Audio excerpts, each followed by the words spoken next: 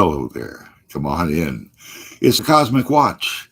I'm Franklin, your astrologer, and we will have a look at what's going on in the skies, both tonight and in the upcoming week. And we'll also talk with some of our station subscribers. Here's one now. Cody saying hey and checking in. Cody, what's on your mind tonight? Anything special going on you'd like to look at? We have our subscribers to the channel are able to join us in the chat room, and Cody is here now, and he's one of our regular members who share their experiences with the group here. Cody says, "How have I been?" Well, it was the week after my birthday, and that usually means that things start to disintegrate. You have the best luck of the year in the 28 days before your birthday, whatever time of year that is. But in the week after your birthday, suddenly everything that has been running so smoothly seems to bite you. It's like your planets are falling out of orbit, and you have to take that into account when you see what you're going to try and do in the season of Aries, says Cody. The first house. See, we're starting over again. We just got out of the final house, and it's the season of taking action. First house, these are the doers.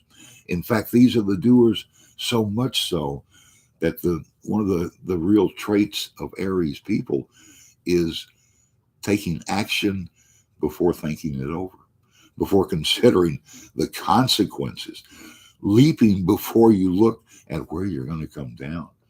And this has always been a problem for Aries people, in that the invisible world is inside of you, and your guides talk to you through your own voice. So when your guides really want something to happen, they jump right out of your throat. They say things in your voice that you are wondering, who said that? And these are the things that usually move your life right along. These are the things that show you the action that should be taken. You almost have to live up to what you've said, right? Even though it was your guide who put those words into your mouth. So, season of taking action, yes, for sure it is. Cody says, ask me what's been going on in my mind. And to be honest, I've had lots of things. It's springtime. The spring jumped on us, and suddenly everyone is in renewal. That's what springtime is all about, is coming back better than ever, and coming back. That's the real thing, is to always get back up when you've been knocked down. That is another trait of Aries. Aries, who have been known to sometimes bang their head against the wall in frustration, right? Doing the same thing over and over again. But you have to give them credit. They don't stay down. They get up and they try again. And brother, that's what the universe is always asking us to do.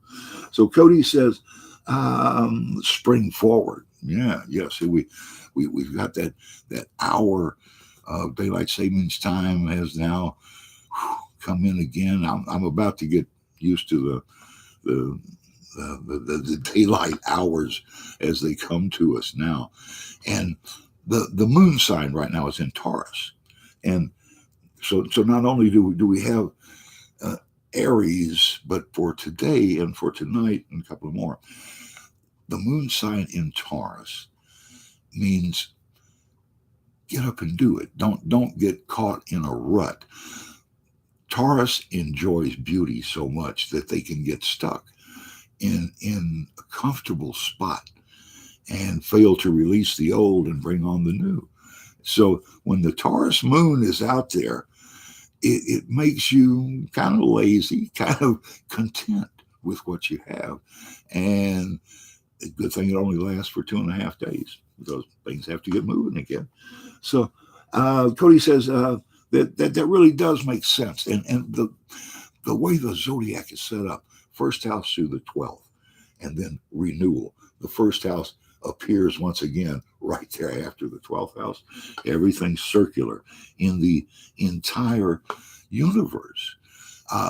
Everything makes a circle. Everything will eventually get back to where it began, no matter how long it takes, because light bends, gravity bends light.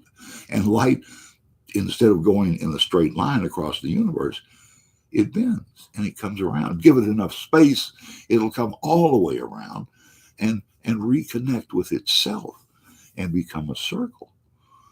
And yes, everything ends up where it began. If you have patience, if you have the patience with yourself, the patience to let the river flow and not try to push it, not try to do the impossible. And then we turn around and say that your life purpose must be whatever is impossible to you. And that's why life is so ironic. The entire universe, the uncreated creator, God, must have a wonderful sense of irony.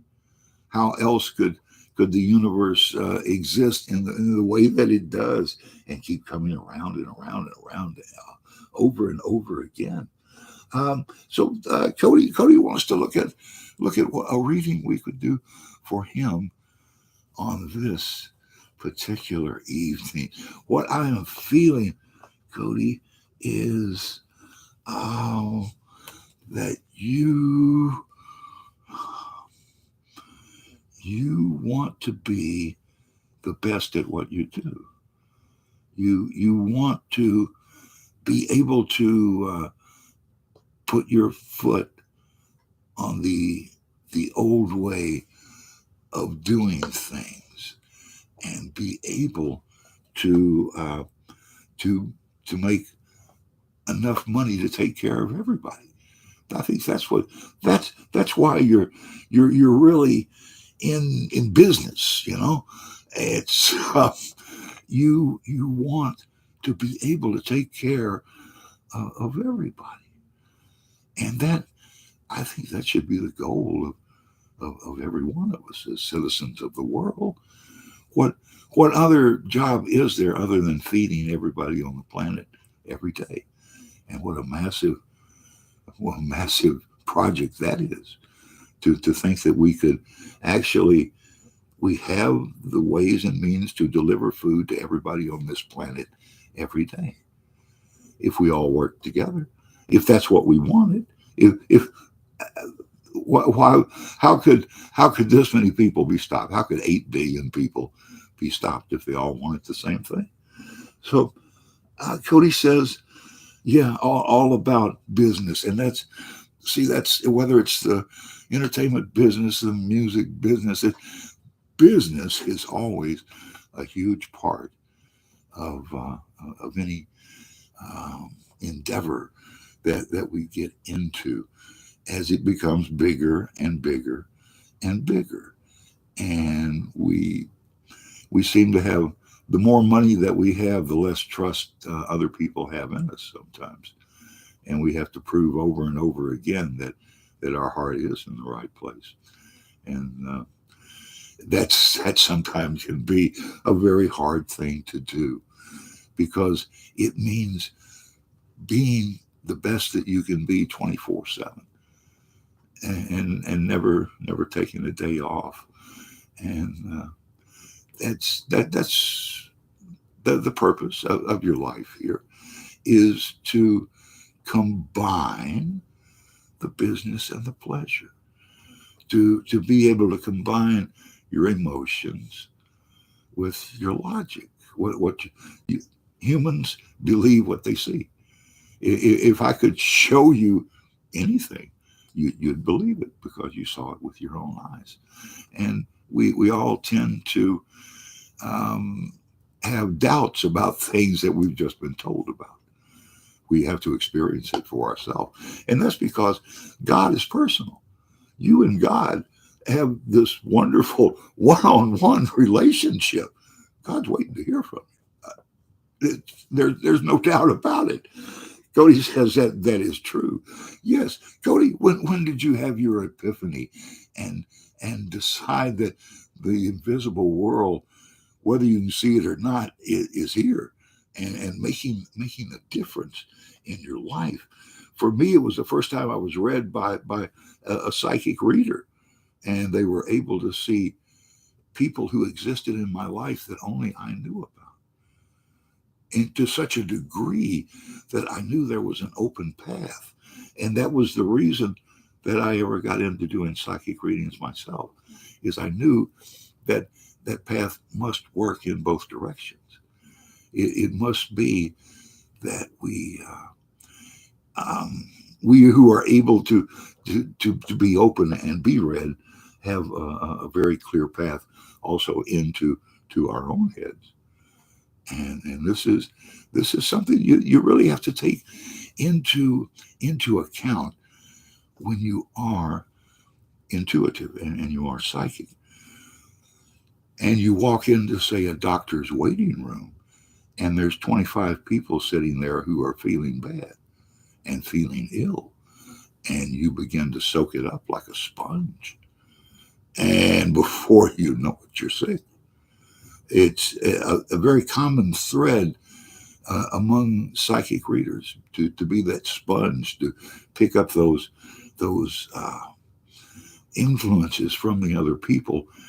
If you walk in with a bad attitude, you have to, you as a seer and as a person who knows how we're influenced by the other people around us, you have to do your best to raise the room rather than go down to its depths.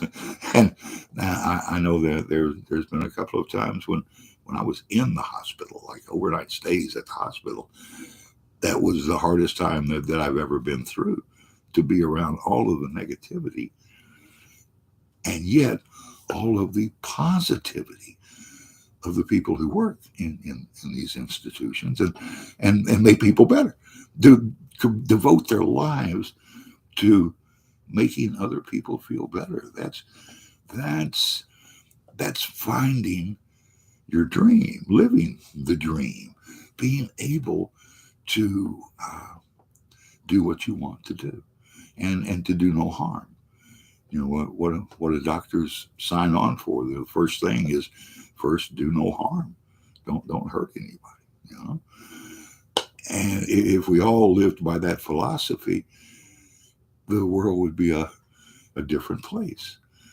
And again, there's 8 billion of us. We can do anything we want to do when we put our mind to it. We can. The world changes every doggone day, whether you want it to or not, whether you're concentrating on the good things or not. And you can see what happens. It slides right down and sometimes gets in bad places. And Cody says, I've told plenty of people that the biggest key in life is staying positive. The more positive you stay, the more good things will happen to us. Uh-huh. And the more positive you are, the more positive souls you attract into your life. The ones who can feel your aura will come looking for you. You don't have to go looking for them. It's all in your attitude. And so much of what you show to other people is in your body language. The way you hold yourself, the way you walk, the way you approach other people is says as much about you as any psychic reader will ever be able to see. So remember when that it does mean so much to other people how you look, how confident you appear to be. That's that's the big thing about do other people trust you? Is do you look confident or not? Cody says uh, that these things, there are times it naturally comes to you. It almost like it was your purpose of being here, right? You have these situations come to you, and when of course when you don't expect it, and that is the real test. When something surprises you, do you utter a curse word? Do you make it worse? Do you further curse the situation, or do you mentally have patience with yourself and patience with the universe and know that things are going to turn out okay? And so it's the unexpected. It's that world sneaking up upon us that is always causing us to try and move too fast, and that really is the problem. There's a nightmare that comes. I was in the radio business for a long time, and there's a nightmare that comes to disc jockeys that is a record. Yeah, they used to play records that last for about 10 seconds, and you don't have the next thing ready. That is the nightmare of not knowing what comes next and things happening too fast. And more than one thing being on your plate at the time. And there, multitasking is hell. Thinking a single thought in your mind is nirvana. It's the trying to force too much into your life at the same time that causes the problems. And if we have patience with ourselves, if we can get out there in traffic and we don't allow our emotions to come through our right foot in traffic, right? If we actually have control of ourselves in a situation that we cannot control, and that's what the world is. The the uh, the things that make us take action are usually beyond our control, and all we're doing is reacting. So, how do you change the world? How do you create your own world? You change how you react to the stresses and the surprises in the problems. And and the easiest way to gauge this and how you can turn it around is to stop the swearing. And you will be amazed at how, if you'll take it out of your speech, you can eventually take it out of your mind. And by changing the first word that you utter when something new comes into your life, you can change your life. You change how you react to the other people and the uncontrollable events that roll through your life. And this is all because you know there is a greater force. There is an uncreated creator who cares about you and who cares enough to not expect too much. That God is only impressed by how far you grow in a single lifetime, not by how much you amass. You can't take it with you. You can't go pile it up at the gates of heaven and knock on the door. So Cody says, I thought it was funny on the Fabulous 50s TV special from '77. There was a scene from Burns and Allen talking about television. George Burns, one of the great comics of our time, doing the same bit for 50 years and was still funny. Now that's talent, right? And to bring your wife into the act is what everyone in show business has always been trying to do. Remember the Ozzie and Harriet. Ozzie Nelson was band leader. Harriet Nelson was the girl singer with the band, right? And they got together, sure they did. And Ozzy, because he had this really funny voice, was given a real radio show past just being a band leader. And he, of course, was cost conscious. So he hired his wife and his two children to be the guest stars on first the radio and then the TV show. and it worked out great, right? We were talking about Gleason last week. The greatest talent that Jackie Gleason had was discovering other stars. Art Carney was the greatest second banana that there's ever been. Art Carney could do more with his face.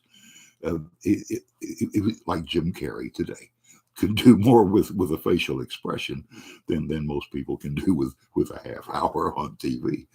And he never overstepped the star. That was a big part of being the second banana, is that you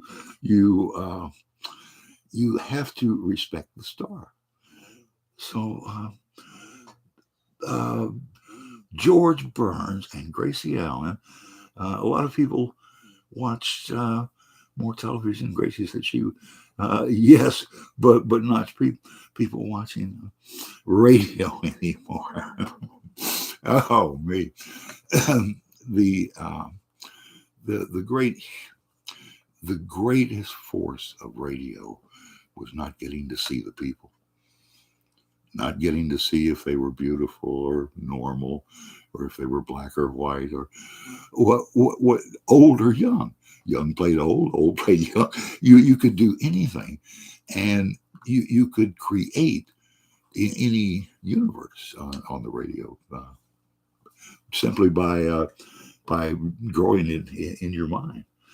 And so these are the people who learned how to entertain while maintaining a relationship with the audience. You know, Gleason played a bus driver, and Art Carney was the sewer worker.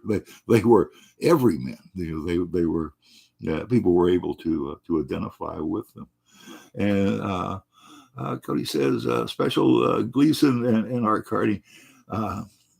Yeah, they neither really ever had to do anything again. They made their mark, and they worked with it for what, 25 years, and then watched a half a dozen different programs like the Flintstones imitate what they had done. And so it never died. You know, it's still going on today. And people are still entertained by the same things today. It's the realism. It's the thing that made TV strange was that you could see what was going on. In radio, you could really invent what was happening, but in television, news took over. News, news is really what happened to television. And this was back around 1970 when it was decided that cable TV was here and it was ready. And the first thing that anybody bought was the sports and news programming end of it. And to think that there is 24 hours of news in the entire universe, it obviously was wrong. And they all started reporting on each other. How about that? It became a reality show. The news did, as they reported on each other and reported on themselves what they were doing. The Honeymooners was based on Jackie Gleason growing up years before, poor in the early years, in New York City. Yeah, it's a whole different world. Here's SJ saying hi and joining the group. SJ, what kind of a week has it been for you? Let me see what is this pull that you're going to have to change directions, SJ.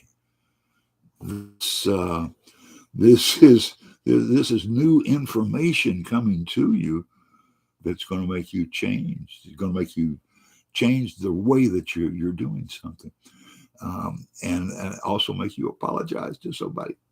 There's something you've been operating on bad information about somebody, and you're a comedy sketch on the Gleason Show, a comedy sketch. They stick on the wall, right? So you keep throwing things, and until you find what the people want. And this is what television became very quickly, was because they had instant ratings. In radio, the ratings book only came in twice a year, right? So, but in TV, they were putting in overnight ratings before you knew it. And the instant response created some very strange situations, mainly that any hit show had 3 or 4 versions of it from the other networks. There were always copies of every show. There wasn't one detective show. There was a dozen detective shows. Lord knows there wasn't one Western. There were networks full of Westerns. There were some of the best dressed cowboys who ever graced the West. Look at Bonanza. Look at some of those $500 leather vests that they're wearing, and John Wayne hats. It was a wonderful time to be out west, wasn't it? Cody says the spinoff series. SJ saying, can you tell me a little more about that card? About the change that's coming is see, this is you, SJ, charging ahead, thinking that you knew everything that there was to know about something, and now you're going to find out that somebody was not really telling you the whole truth on this matter. So you're going to have to change horses in midstream. You're going to have to bring this running horse to a stop and go back the other way. And most likely the best way out of this is to apologize to someone who's told you've stepped on without even knowing it. So that's what it is. Cody says in the fall of 55, I was 5 years old in 55, Jackie Gleason produced 2 shows for Saturday night. The first show came as the variety show, say show with the Dorsey brothers.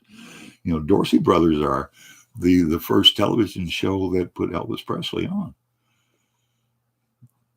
And then Steve Allen brought him on to sing Hound Dog, right, to the dog, and then the Ed Sullivan performances. It's a long way back. SJ saying thank you. SJ, it's remember we've just moved to Aries, and things are changing. That this is a restart. This is a new chance. This is what you need to do, and it's really the universe giving you a new chance, a new way to ask for forgiveness, to say I'm sorry, and that's such a big thing to do. It means so much to the person that you say it to, and it will help you so much to clear you out, to take any doubt out of your mind that you're doing the right thing, that you're in the right place at the right time, and that you have the right thoughts in your mind. When you think this, you're the strongest that you'll ever be. When you can depend on yourself to do the right thing, it's wonderful. It is. Be able to trust yourself. You won't worry about tomorrow because you know you'll be taken care of.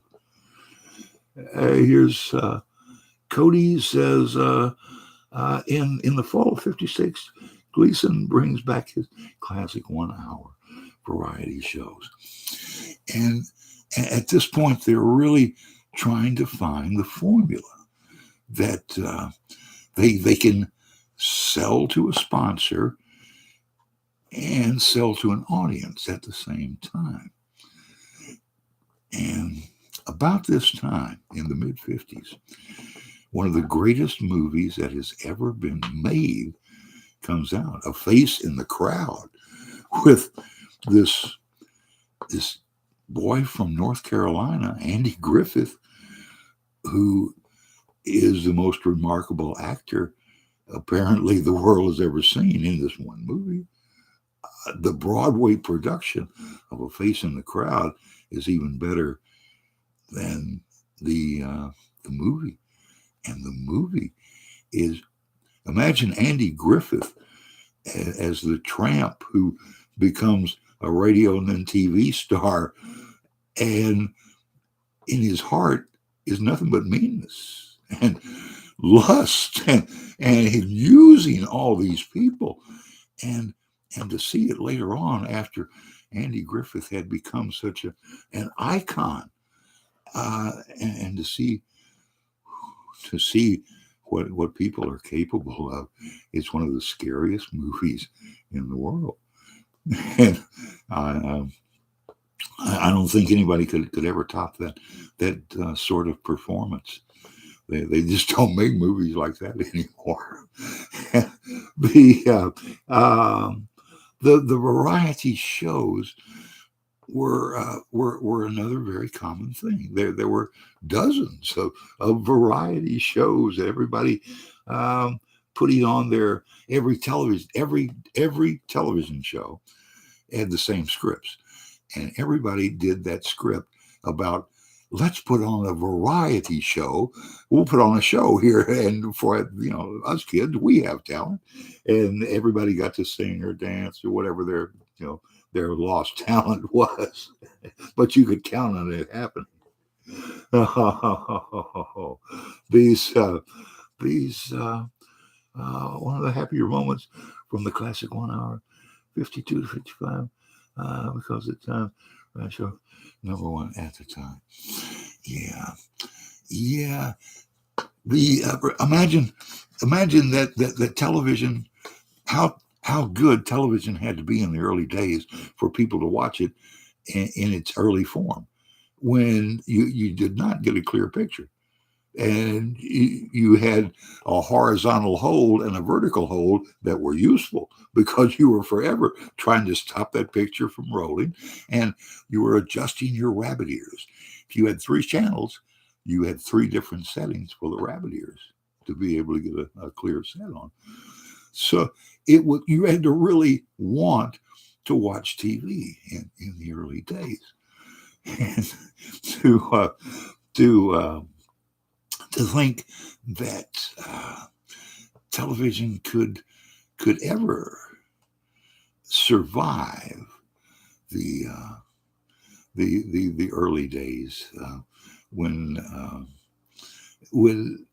everyone is doing the very same things on television, and all of the censorships that were going on as they tried to censor comics. This is like herding cats, right? This is the first comic to do political humor was Mort Saul, and Mort Saul on the Ed Sullivan show. Mort Saul is telling all his political jokes, and Ed Sullivan's in the wings saying, "Cut, get out of here, cut, that's funny." And this is when Mort Saul flips him off in national television and doesn't appear again for 10 years. But that's the sort of censorship that was going on, really, right up until the Smothers Brothers. And the Smothers Brothers were the first of the I really don't care what you think people. Try to stop us. And, well, of course, they did. And one of the great mistakes of television programming. Back in those days, Cody says, most television shows were done live, and it was more exciting. There was a time before the studio, before the canned laughter. In the early 1950s, there were no live studios, except for the Tonight Show, and shows like that. But they had canned laughter, and canned laughter that played so often that you recognized it. The ha ha ha ha, the oh, for every show, and it makes it very hard to watch the shows of the 80s and 90s with the live audience jumping in every time, every second. The applause for everyone coming on, that's not really real. But at the time, when live audiences, about 1970, when the live audience concept came in for All in the Family, right? It changed things. It really was big. Uh-huh, uh-huh, uh-huh. Now the exciting thing about live television, the reason for putting a 7-second delay on it is that you invite so many different things to happen in what they call the greatest football game ever put on television, the 1958 championship game, Baltimore Colts and New York Giants. In this game that goes overtime, in the first time they've ever broadcast nationally a championship football game, comes to the end in a tie, and they're going to go to sudden death overtime, and suddenly somebody kicked the plug out of the wall, and the whole thing goes dark. And to stop, and nobody on the field at this time has a microphone or a headset or anything, so to stop them from kicking off while television is not covering it, one of the television executives becomes the first streaker. He runs onto the field and grabs the ball, and he's trying to tell them that something we're not live on the air. And of course, they think he's crazy, right? But it takes them about 10 minutes to get him off, and by that time they plugged it back in, and now everything's okay. So for live TV, you never know what is going to be right around the corner, and how many people are going to be involved in a particular scene. Wrong time, Jackie was too crazy. Yeah, yeah, yeah. The laugh machine. I don't think anybody has ever taken credit for I invented the laugh machine, because it's not really. It doesn't really add to the situation.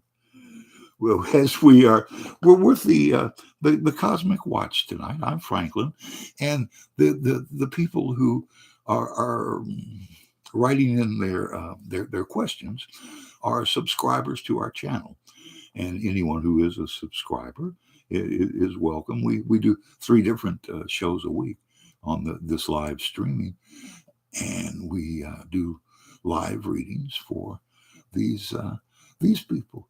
And anytime you'd like to be one of those, all you have to do is subscribe to the channel, and then be here. Drop us a note there, and I'll do my best to answer any questions that you have. This is a wonderful way for people, like-minded people, to get together and to be able to bounce thoughts off of each other, to recognize shared experiences, shared dreams.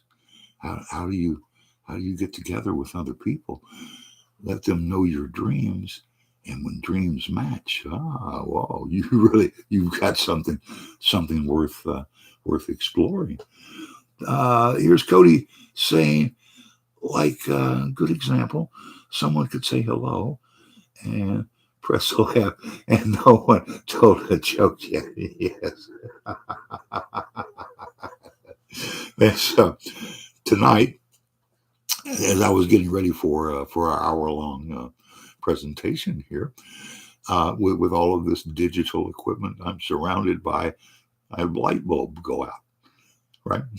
And a light bulb blows out, the whole thing falls apart. You put yourself uh, at the mercy of technology. So uh, I've got to tell you, from a radio standpoint, if you've ever tried to play records on the air, I mean, as opposed to like CDs where you hit a button, the CD is going to play. With a record, you've got to first you have to find it, then you have to pull it out of the cover and lay it on the turntable, decide which of the cuts that you're going to play, and now you have a second speaker set. It's called a Q speaker, and you drop the turntable into Q, and only you can hear as you cue up that particular record.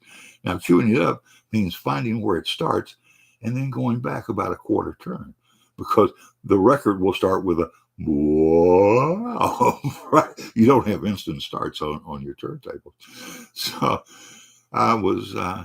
you always have two turntables now, right? Because you got to go from one to the other and be ready for the next thing. So one morning, I was playing this song that at the very end of the song, it got stuck. Bip, bip, bip, right? And which was a common problem with albums. You got scratches on them, and you always having to replace your records. But this one, just at the completely wrong time, it's giving me a hard time. So I turn it down, and I introduce the next record, and blah blah blah blah blah. And here comes this one. And then I reached over and I grabbed that record and I frisbeed that son of a gun right across the room. It climbed up the glass wall, made a U-turn, and came back at me, at my head. Narrowly misses and hits the record tone arm that's playing, and makes it go bzzz to the very last line of the song and says, ta-da. Oh, man. Some days it just doesn't pay to throw your records. That's the moral of that story. So then we got cassette tapes. Cassette tapes, well, that's a pretty good idea. You can do like an hour-long presentation, but cassette tapes always had a spin noise behind them. You could always hear the tape going across the head. So finally, we got to CDs where they could charge $20 instead of what its singles used to cost, 99 cents. That's the reason for bringing compact disc into play was not that it had a better sound, but that you could charge more money for it. And then they found out that they had made a mistake by making them pocket size. People were stealing them, right?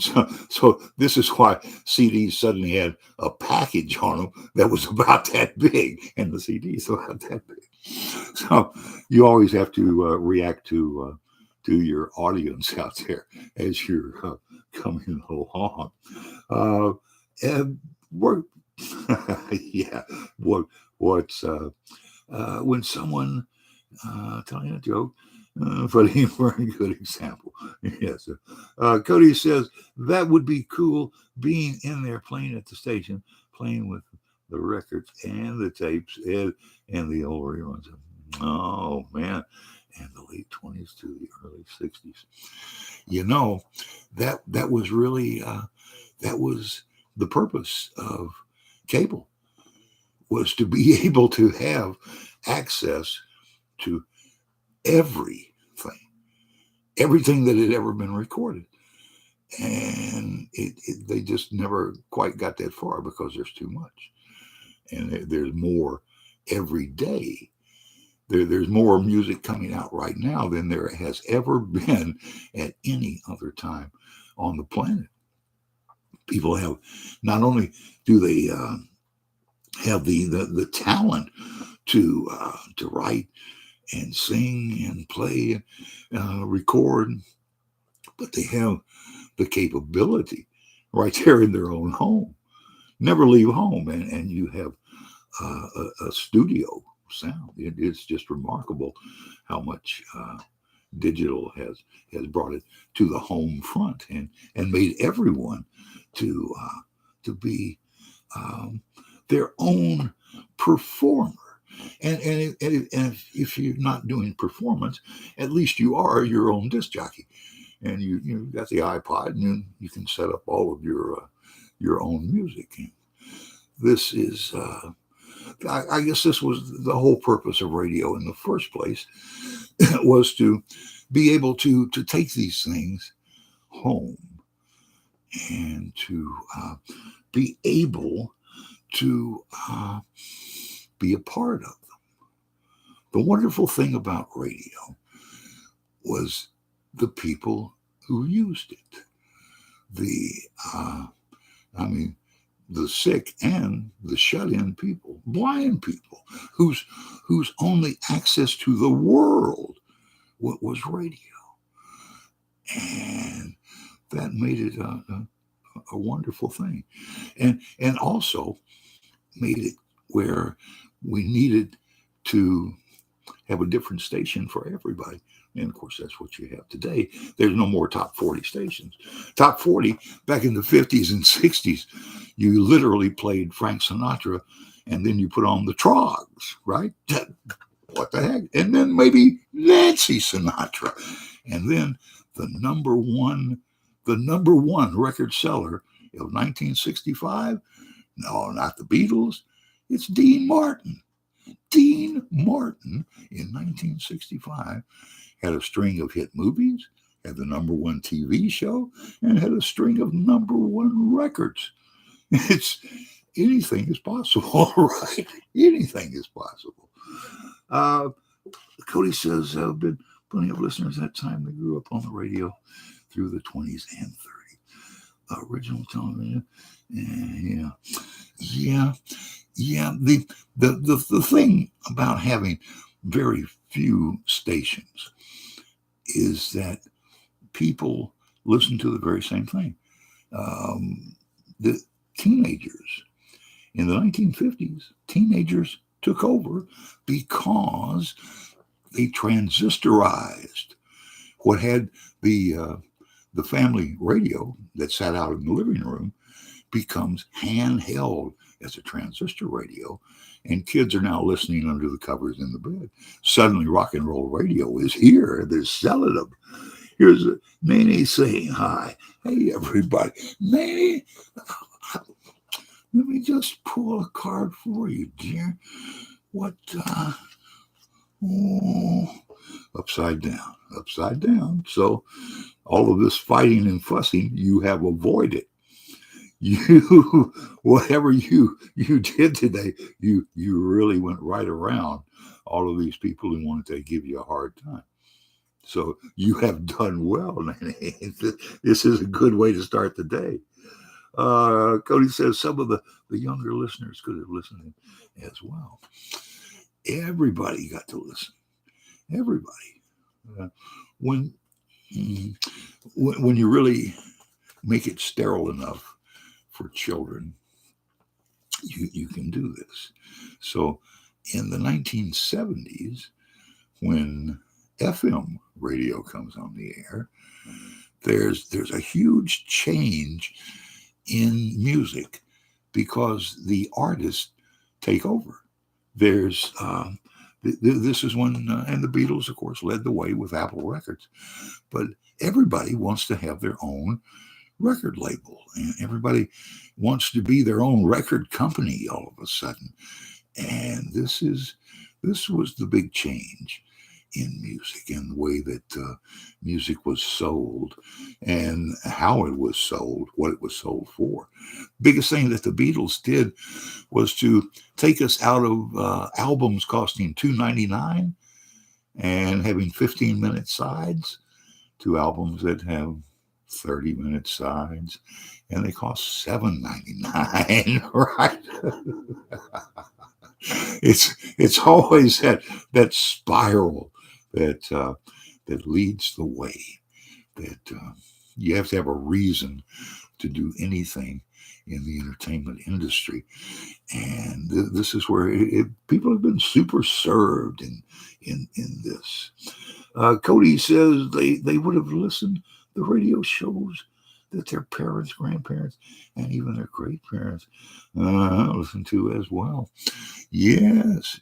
When there's only certain shows presented, of course that's what everybody listens to, and that's how this nation became as homogenized as it is. I know there's still problems, but still to think that a person on the West Coast can feel that they are kin to a person on the East Coast, and they can work together, and they can get things done, and it's cool when you think about it. It was the growth of radio and TV brought us the entire entertainment industry. That's what it's all built around, and everybody had a chance to do their own, get into the business, because there were local stations in everywhere that you went, coast to coast. There were a couple, if not three, local television stations, and maybe a half a dozen or so local radio stations. And they could really concentrate on their particular area of the world, and act like they were the only place in the world. But kids could learn by listening to what the other kids on the other coast were listening to. You learned a lot about the other coast and those people out there. And this was one of the great ways, music could. You had local hits, but you also had those hits that went all across the country, and that's what brought the people together and allow them to work together and to do the some of the wonderful things that this country has been able to accomplish. And that's what you can't lose sight of. When we have too much pessimism going on, it just grows upon itself. And so the thing to remember is that it's all inside of you, and it's all about your reaction to other people. We can all create the world that we want to live in, and create the best version of ourselves. That's all God asks of you. Don't be somebody else. Don't imitate anybody else. Be the best you that's possible. And let me tell you something. Being perfect is not possible. Nobody is. Nobody doesn't make mistakes. The only mistake you can really make is not learning from your mistakes. And that's as true as anything I've ever heard. You have a chance to not only learn from your own mistakes, but also from the mistakes of 8 billion other people, other souls on this planet today. And if you can't learn from them, well, then you're missing something. Then you're missing the opportunity.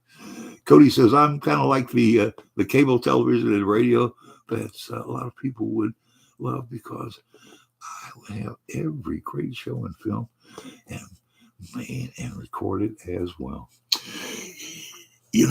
There's it's almost like that's why the whole cable TV thing was invented.